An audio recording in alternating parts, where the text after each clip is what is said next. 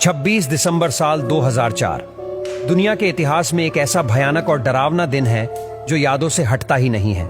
आधुनिक दुनिया में इंसानों ने पहली बार समुद्र में उठती हुई ऐसी खौफनाक लहरें देखी जिन्होंने कुछ ही मिनटों में लाखों लोगों को मौत की नींद सुला दिया। 2004 में आई सुनामी का कारण था इंडोनेशिया के पास हिंद महासागर में समुद्र के अंदर आया एक बहुत विशाल भूकंप। इस अर्थक्वेक की वजह से हिरोशिमा में गिराए गए 40,000 एटम बॉम्ब्स के बराबर ऊर्जा रिलीज हुई थी।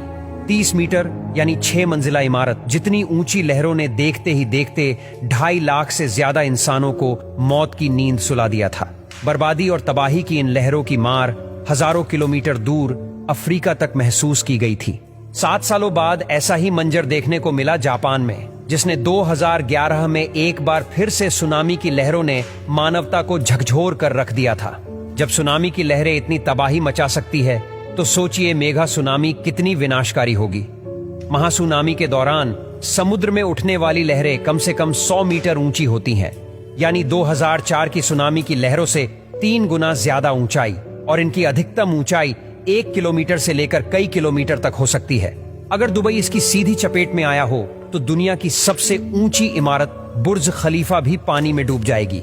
समुद्र का पानी जमीन पर सैकड़ों किलोमीटर तक अंदर घुस जाएगा, और यह सब इतनी तेजी से होगा कि किसी के पास बचने का कोई भी मौका नहीं होगा। महासुनामी की सबसे पहली वेव तो बस एक शुरुआत होती है।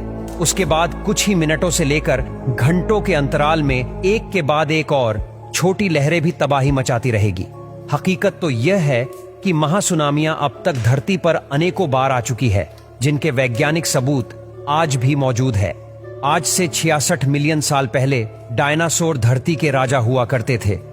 हर तरफ इन्हीं विशाल प्राणियों का बोलबाला था। लेकिन फिर एक दिन दूर अंतरिक्ष से आई एक आफत ने धरती पर से डायनासोर को हमेशा के लिए मिटा दिया। 12 किलोमीटर चौड़ाई वाला एक पिंड धरती से टकराया, जिसने भयंकर भूकंपों से लेकर महासुनामी तक पैदा की।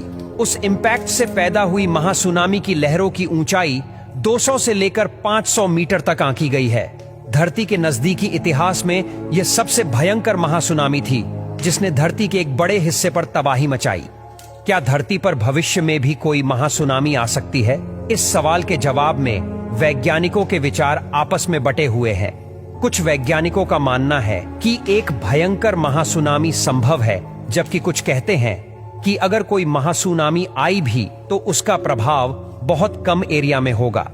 धरती पर महाप्रलयकारी मेगा सुनामी आ सकती है तो उसका सबसे बड़ा कारण होगा किसी बड़े उल्का पिंड का समुद्र में गिरना। अगर ऐसा कोई आकाशीय पिंड आकार में 20 से 30 किलोमीटर का भी हुआ तो संभव है कि पूरी धरती से 99% जीवन खत्म हो जाए और हम इंसान पूरी तरह से। पृथ्वी का इतिहास बताता है कि ऐसी महाविनाशकारी घटनाएं हर 50 से लेकर 100 मिलियन सालों में एक बार होती रहती है।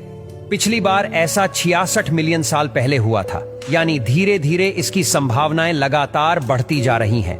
सिर्फ किसी आकाशीय पिंड के धरती से टकराने से ही महासुनामी आए ऐसा नहीं है। किसी बड़े भूकंप से या ज्वालामुखी के फटने से या फिर अचानक से लाखों टन मलबे के समुद्र या झील में गिर जाने से भी महासुनामियां पैदा हो सकती हैं। हालांकि इनका प्रभाव एक छोटे एरिया में ही रहने से ये इतनी विनाशकारी साबित नहीं होगी। ऐसी छोटे प्रभाव वाली मेगा सुनामियां पिछले 500 सालों के दौरान धरती के अलग अलग हिस्सों में कम से कम 15 बार आ चुकी है। सुनामी के आने से पहले समुद्र का पानी पीछे चला जाता है। अगर आप समुद्र के किनारे टहलते हुए देखें कि पानी अचानक से कम हो गया है और दूर तक जमीन नजर आने लगी है, तो जितनी जल्दी हो सके किसी ऊंचे स्थान पर चले जाइए। समुद्र का पानी जितना पीछे जाता है उतनी ही भयंकर और प्रलयंकारी सुनामी की लहरें होंगी।